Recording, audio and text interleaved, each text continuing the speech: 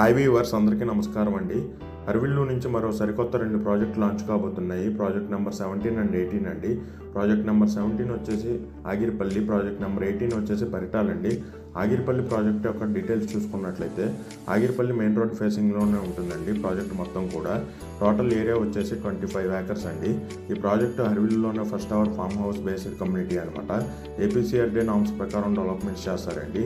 CRD norms ప్రకారం ఏదైతే 15 to 20 developments provide చేస్తారో అవన్నీ కూడా ఫుల్ ప్లెజ్డ్గా ప్రొవైడ్ చేస్తారండి.